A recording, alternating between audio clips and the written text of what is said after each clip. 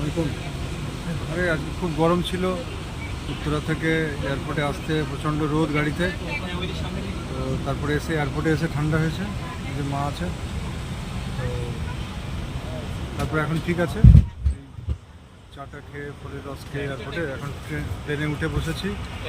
Sister আছেন, আর এবার ছাড়বে, আর 5-7 মিনিট পরে ছাড়বে। আসসালামু আলাইকুম। তো মা কিছু বলবে আন্তর্জাতিক সফর করার পরে।